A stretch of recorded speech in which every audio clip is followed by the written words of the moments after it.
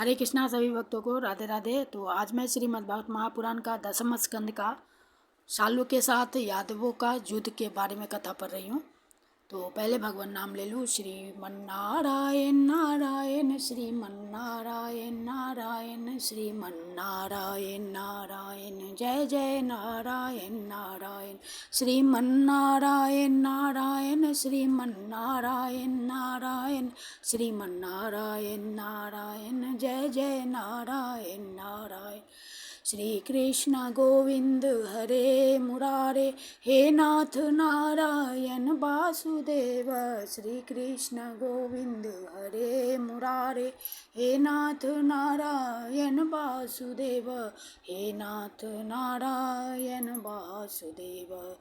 हरे कृष्णा कृष्ण कृष्ण हरे हरे हरे राम राम राम हरे हरे। हरे कृष्णा कृष्ण कृष्ण हरे हरे हरे राम राम राम हरे हरे।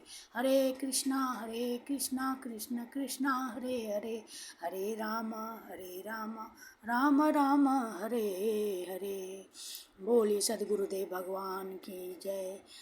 हे कृष्ण करुणा सिंधु दीन बंधु जगत पते गोपेश गोपिका कांत राधा कांत नमस्तुते।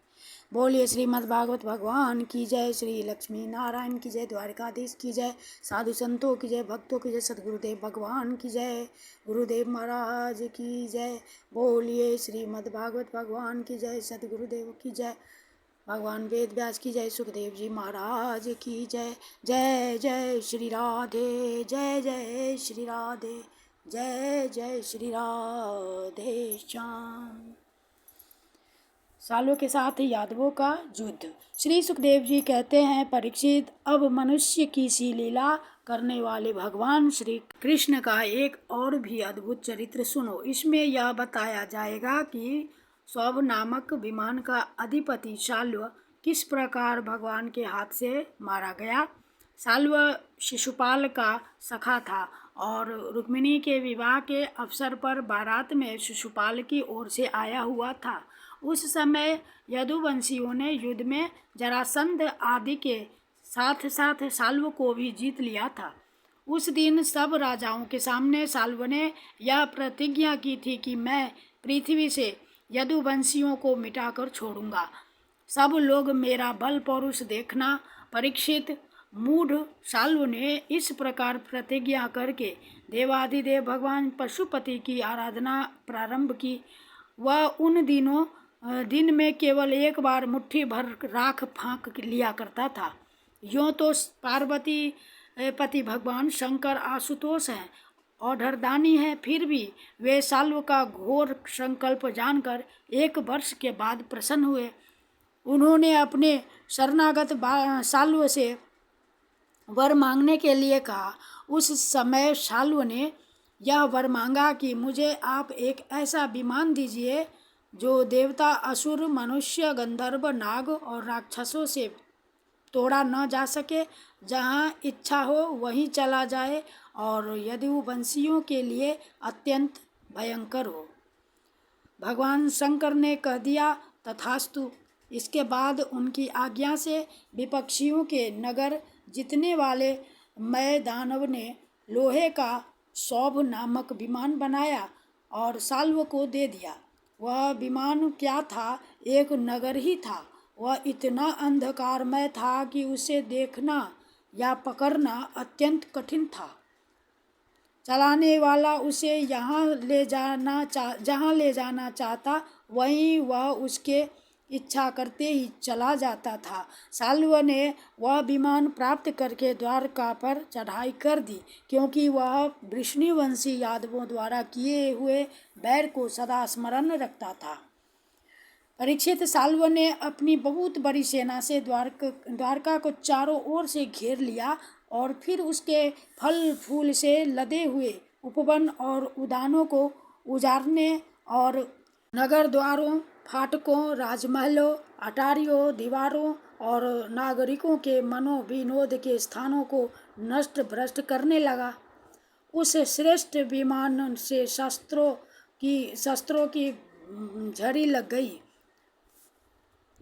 बड़ी बड़ी चट्टानें, वृक्ष, वज्र, सर्प और ओले बरसने लगे। बड़े जोर का बवंडर उठ खड़ा हुआ, चारों ओर धूल ही धूल छा गई। परीक्षित, प्राचीन काल में जैसे त्रिपुरासुर ने सारी पृथ्वी को पीड़ित कर रखा था, वैसे ही साल्व के विमान ने द्वारकापुरी को अत्यंत पीड़ित कर दिया। वहाँ के नर नारियों को कहीं एक क्षण के लिए भी शांति न मिलती थी। परम यशस्वी वीर भगवान प्रद्युम्न ने देखा हमारी प्रजा को बड़ा कष्ट हो रहा है, तब उन्होंने रथ पर सवार होकर सबको ढाढ़स बंधाकर और कहा कि डरो मत। उनके पीछे पीछे सात्यकी, चारुदेशन, सांब भाइयों के साथ अक्रूर, कृतवर्मा, भानु, विंद, गद, शुक, सारण आदि बहुत से वीर बड़े बड़े धनुष धारण करके निकले। ये सब के सब महारथी थे, सब ने कवच पहन रखे थे और सबकी रक्षा के लिए बहुत से रथ, हाथी, घोड़े तथा पैदल सेना साथ साथ चल रही थी। इसके बाद प्राचीन काल में जैसे देवताओं के साथ असुरों का घमासान युद्ध हुआ था, वैसे ही साल्व के सैनिकों और यदुवंशियों का युद्ध होने लगा। उसे देखकर लोगों के रोंगटे खड़े हो जाते थे। प्रद्युम्न जी ने अपने दिव्य अस्त्रों से क्षण भर में ही सौभपति साल्व की सारी माया काट डाली। ठीक वैसे ही जैसे सूर्य अपनी प्रखर किरणों से रात्रि का अंधकार काट मिटा देते हैं। प्रद्युम्न जी के बाणों में सोने के पंख एवं लोहे के फल लगे हुए थे। उनकी गांठें जान नहीं पड़ती थी। उन्होंने ऐसे ही 25 बाणों से साल्व के सेनापति को घायल कर दिया। परम मनस्वी प्रद्युम्न जी ने सेनापति के साथ ही साल्व को भी 100 बाण मारे। फिर प्रत्येक सैनिक को 1-1 और सारथियों को 10-10 तथा वाहनों को 3-3 बाणों से घायल किया। महामना प्रद्युम्न जी के इस अद्भुत और कर्म को देखकर अपने एवं पराये सभी सैनिक उनकी प्रशंसा करने लगे। परीक्षित, मैं दानव का बनाया हुआ साल्व का वह विमान अत्यंत मायामय था। वह इतना विचित्र था कि कभी अनेक रूपों में दिखता तो कभी एक रूप में, कभी दिखता तो कभी न भी दिखता। यदुवंशियों को इस बात का पता ही न चलता कि वह इस समय कहाँ है। वह कभी पृथ्वी पर आ जाता तो कभी आकाश में उड़ने लगता, कभी पहाड़ की चोटी पर चढ़ जाता तो कभी जल में तैरने लगता। वह अलात चक्र के समान मानो कोई दुमुही लुकारियों की बनेठी भांज रहा हो घूमता रहता था, एक क्षण के लिए भी कहीं ठहरता न था। साल्व अपने विमान और सैनिकों के साथ जहाँ जहाँ दिखाई पड़ता वहीं वहीं यदुवंशी सेनापति बाणों की झड़ी लगा देते थे। उनके बाण सूर्य और अग्नि के समान जलते हुए तथा विषैले सांप की तरह असह्य होते थे। उनके साल्व का नगराकार विमान और सेना अत्यंत पीड़ित हो गई, यहाँ तक कि यदुवंशियों के बाणों से साल्व स्वयं मूर्छित हो गया। परीक्षित, साल्व के सेनापतियों ने भी यदुवंशियों पर खूब शास्त्रों की वर्षा कर रही थी, इससे वे अत्यंत पीड़ित थे, परंतु उन्होंने अपना अपना मोर्चा छोड़ा नहीं। वे सोचते थे कि मरेंगे तो परलोक बनेगा और जीतेंगे तो विजय की प्राप्ति होगी। परीक्षित, साल्व के मंत्री का नाम था दुमान, जिसे पहले प्रद्युम्न जी ने 25 बाण मारे थे। वह बहुत बली